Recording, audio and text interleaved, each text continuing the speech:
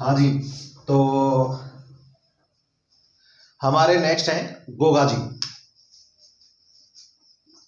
गोगा जी जन्म हुआ ददरेवा में। ददरेवा जन्म हुआ है ददरेवा में, 1100 ईस्वी में जन्म हुआ था इनका। और इनको सांपों के देवता के नाम से भी जाना जाता है, जहार पीर भी लोग कहते हैं। गोगा जी को गोरक्षक भी थे। और इनका जो है मुस्लिम जो आक्रांता था महमूद गजनवी, उससे मतलब प्राण युद्ध करते समय देश की रक्षा के लिए इन्होंने अपने प्राण न्यौछावर कर दिए थे।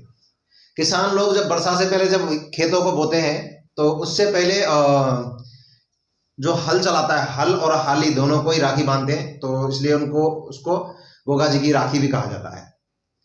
और इनका जो जन्म स्थल है वो मेडी मतलब इनका जो समाधि स्थल है वो गोगा मेडी नोहर हनुमानगढ़ में भी है, उसको धुरमेडी भी कहते हैं।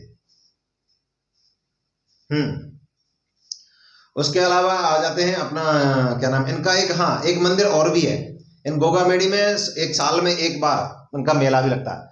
भादों की कृष्ण नवी को इनका मेला लगता है, विशाल मेला पड़ता है। साचौर जिले के में गोगा जी की ओल्डी नामक स्थान पर गोगा जी की ओल्डी नाम के स्थान पर इनका एक मंदिर भी है, गोगा जी का मंदिर है। और इनका जो है खिचड़ी वृक्ष के नीचे बैठ के इनकी हरद्रू पत्थर, जैसे पत्थर रख देते हैं ना उसके नीचे, जैसे खिचड़ी का जो पेड़ होता है उसके नीचे एक पत्थर रख देते हैं, उसको मतलब इनके गोगा जी के रूप में पूजा जाता है। उस पर सांप की मूर्ति भी बनी होती है। उसके बाद आ जाते हैं अपना रामदेवरा। रामदेवरा रामदेवरा रामदेव जी रामदेव जी रामदेव जी का जो मंदिर है वो रामदेव जी जो है उनको बोलते हैं रामसा पीर या रूढ़ीचारा धनी। रामदेव जी को रामसा पीर या रूढ़ीचारा धनी भी बोला जाता है।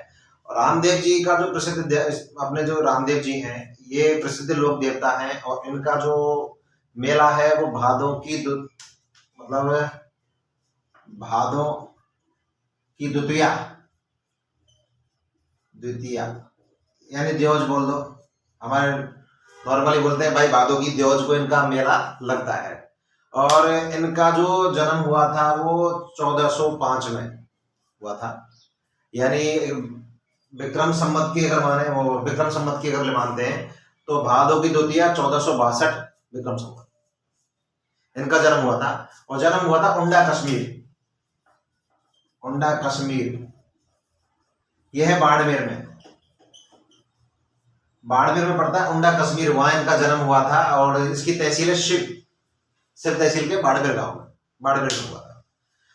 रामदेव जी के जो चरण है उनको पागल्य बोला जाता है, जिनको लोग गांव में जैसे रामदेव जी के जैसे लोग गांव में जो पूजा करते हैं, जिनको हम बोलते हैं चरण कमल या पागल्य बोलते हैं, यहाँ पे गांव में पूजे जाते हैं। और ये मेघवाल समाज के लोग इसके बहुत अच्छे भक्त होते हैं। इन भक्तजनों को रिखिया भी बोला जाता है।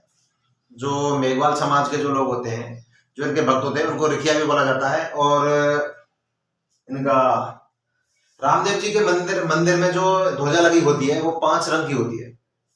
5 रंग की होती है और ये सफेद ध्वजा भी होती है। और इस ध्वजा को बोलते हैं क्या नाम है इनका, नेजा। 5 रंगों की जो ध्वजा होती है उसको नेजा बोला जाता है।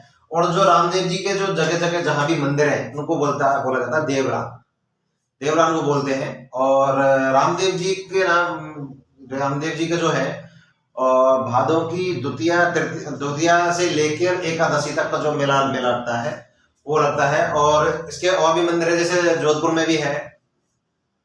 तो रामदेव जी, उसके बाद आ जाते हैं हमारे साथ तेजा जी। ये जाटों के बहुत प्रसिद्ध देवी देवता है। और से सबसे ज्यादा इनकी पूजा जो अजमेर में की जाती है। तेजा जी का जो जन्म हुआ था वो नागौर के जाट थे। और ये नागवंश के जाट है। तो इनका जन्म नागौर के खडनाल में हुआ था। ये अजमेर के प्रमुख देवी देवता है, मतलब प्रमुख देवता है, एवं लाछा गुजरी की गाय बचाने के उसमें गाय बचाने के चक्कर में इनकी मौत, मतलब ये वीरगति को प्राप्त हुए थे। इनका जो रामदेव जी हैं, इनका जो मेन है वो इनका जो इलाज वगैरह है, जो वो सांप या कुत्ते के काटने से, कुत्ते जब किसी आदमी को काट लेता है, गाय भैंस जानवर को, तो उसके वहां ले जाते हैं, उस पर बंद लगवा देते हैं। तो ये उसका मतलब सांप और कुत्ते का इलाज इनके स्थान पे किया जाता है। किसानों में तेजा जी के गीत गाकर भी मतलब जो जैसे खेत वगैरह होते हैं हमारे, तो वहां पे भी हम लोग जब खेतों में जब पहले हल जो लाके जो बोते थे, तो उससे पहले तेजा जी के गीत गाए जाते थे। इनके मंदिर है अजमेर में, सुरसुरा है, ब्यावर है, और क्या नाम है, भेंदरिया है, और भोवता, भेंदरिया, भोवता और ब्यावर, इनका वो जो मंदिर है वो यहाँ वहां पे है। और नागौर में जो है इनका जो मुख्य मेला लगता है वो पर्वतसर में लगता है। पर्वतसर में भादों की एकादशी को लगता है। उसके बाद आ जाते हैं अपने देवनारायण जी, देवनारायण भगवान। देवनारायण भगवान जो है, देवनारायण, इनका जो मंदिर ये है, सवाई भोज के पुत्र थे, सवाई भोज के। इनका बचपन का नाम था उदय सिंह। ये बगड़ावत परिवार में इनका जन्म हुआ था।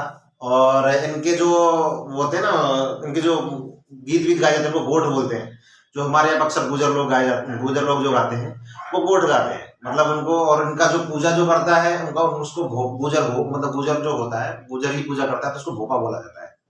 इनका जो जन्म हुआ था वो आसीन जिले में हुआ था, और इन्होंने जो देह त्यागी थी वो ब्यावर में त्यागी थी। तो इनके ब्यावर में भी मंदिर है और आसीन भीलवाड़ा में भी है। उसके बाद आ जाता है हड़बू जी। हड़बू जी, हड़बू जी,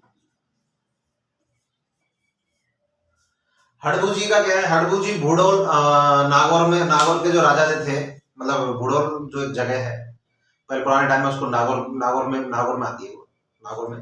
तो इनके जो पिताजी थे वो राजा जी थे, मतलब मेहाजी, राजा मेहाजी जो सांगला थे, उनके पुत्र थे। और उनके जो गुरु थे वो बालीनाथ जी उनके गुरु थे। और रामदेव जी समाज सुधार के, जो रामदेव जी के जो समाज सुधार के जो कार्य चल रहे थे, उनको कार्य को करते करते इनकी मतलब पूरा जीवन इन्होंने उनके लिए समर्पित कर दिया था। और वैसे ये मांगलियों के इष्ट देव हैं, मेहाजी और मांगलियो जी के, तो ये इष्ट देव के रूप में पूजे मतलब लोग पूजते हैं इनको।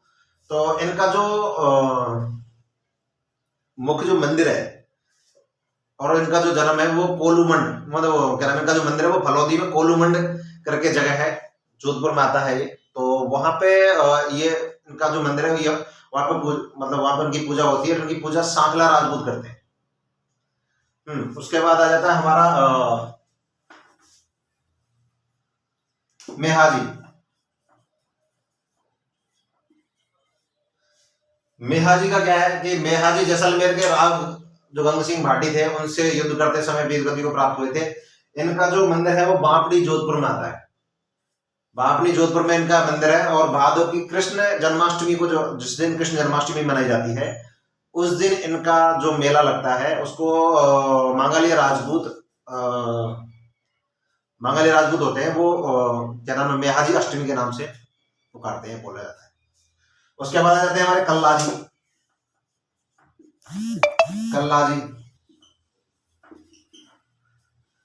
कल्लाजी का जन्म जो था वो मारवाड़ सामियान गांव में हुआ था।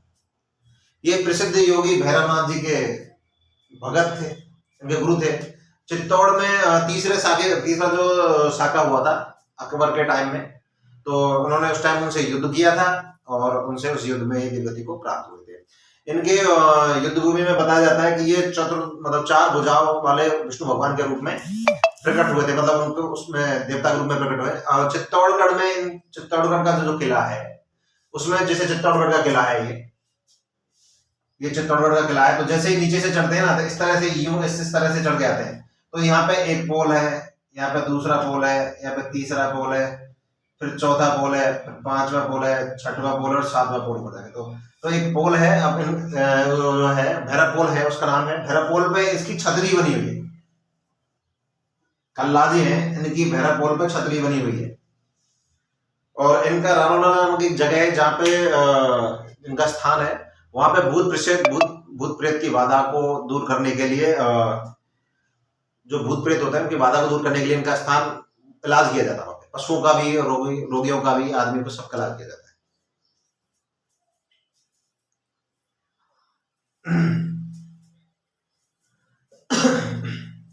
हाँ, तो फिर एक मिनट, नेक्स्ट क्वेश्चन है हमारा मल्लीनाथ जी।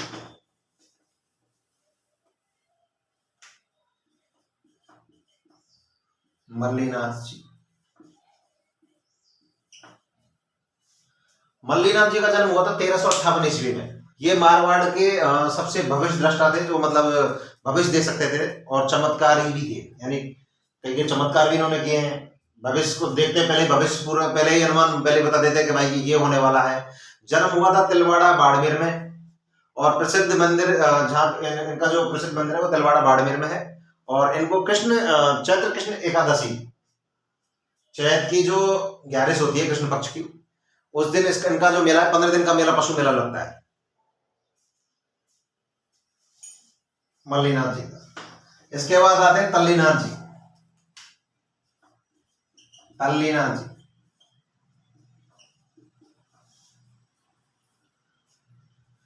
तल्लीनाथ जी जो थे वो जालौर के प्रसिद्ध प्रकृति प्रेमी थे,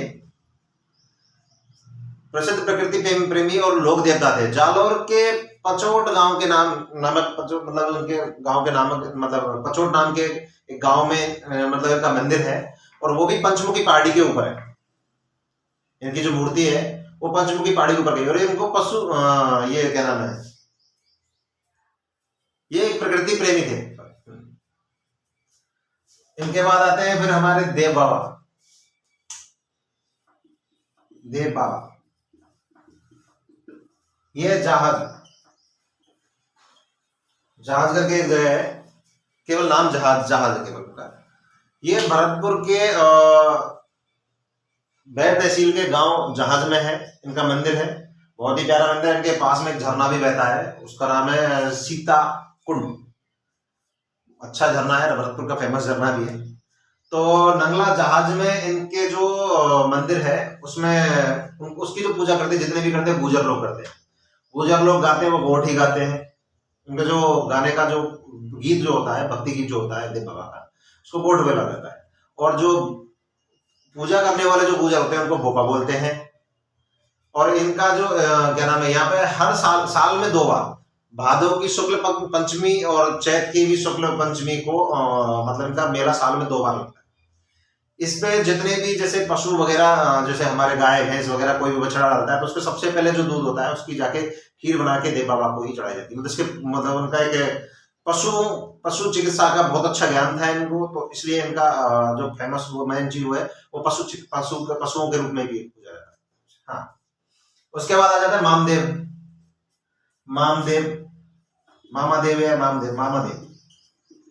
ये ऐसे देवता हैं जिनका कोई मंदिर नहीं है।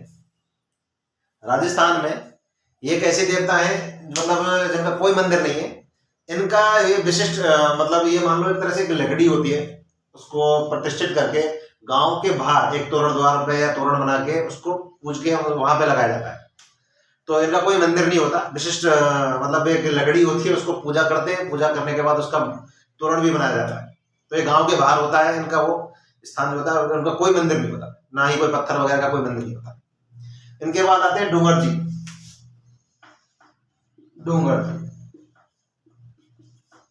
अब डूंगर जी का क्या है, डूंगर जी शेखावाटी क्षेत्र के थे। और शेखावाटी में इनका बहुत अच्छा वो था, यानी शेखावाटी में ये पैसे वाले लोगों को लूटते थे और अंग्रेजों को लूटते थे और ला के गरीबों में बांट देते थे।